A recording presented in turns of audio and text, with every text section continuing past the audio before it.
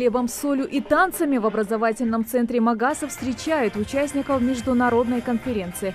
Уже с порога здесь чувствуют ингушское гостеприимство. Участников конференции приглашают на экскурсию самим оценить условия, созданные здесь для детей.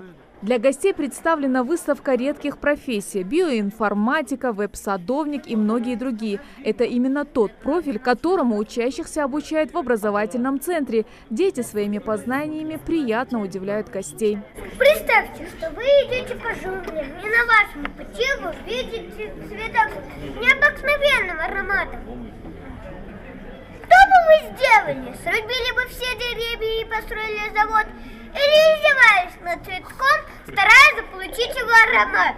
А далее участников ждут на дискуссионной площадке управления качеством образования. Тема, объединившая педагогов из разных уголков страны. Здесь отмечают, что необходимо способствовать полноценному развитию школьников. Это главная задача, которая, несомненно, должна решаться во всех школах. И эта конференция как нельзя лучше подходит для обмена опытом.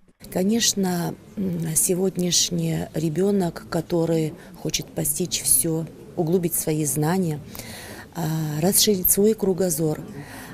По этому принципу должно совершенствоваться управление образования, как и руководителя, и, конечно же, принять самые действенные меры над управлением качества образования. Участники ждут от конференции обмена лучшими практиками, отметить для себя и взять на вооружение все плюсы образовательного процесса в других регионах. Ведь педагоги в каком-то роде и сами должны учиться каждый день чему-то новому.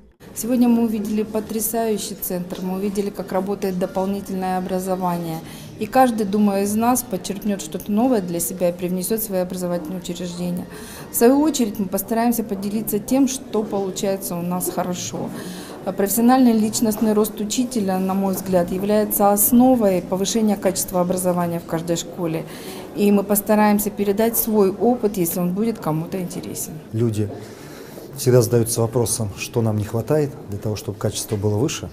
Вы знаете, ценность этих конференций в том заключается, что каждая школа, каждое учреждение, которое здесь представлено, имеет очень уникальный самобытный опыт. И познакомиться с ним можно только в стенах школы, только общаясь с практиками. Роль администрации образовательной организации в управлении качеством образования. Такую тему в своем докладе поднимает директор Центра образования, который отмечает, что в новом центре на 1500 мест условия самые современные. Образовательная программа тоже особенная. Гуманитарии, биологи, математики. Детей делят на группы, развивают талант и сильные стороны каждого. И здесь же они будут трудиться над домашним заданием, не говоря уже о целом списке дополнительных кружков. Вокал, шахматы, дзюдо и многое другое. А учащиеся выпускных классов будут изучать навыки самых востребованных рабочих профессий. Также мы отметили в своем докладе про наш проект «Школа в школе». В этом проекте, как я уже ранее говорила, 6 направлений. Это экологическое направление, физкультурно-спортивная школа, школа-мастер, ну и так далее. Особую гордость составляет школа-мастер. То есть в этой школе нами предусмотрено сетевое взаимодействие с другими образовательными организациями. И наши ожидаемые результаты от этой школы – это наш выпускник, выходя из школы, будет иметь не только аттестат о среднем общем образовании, но и диплом об освоении рабочей профессии.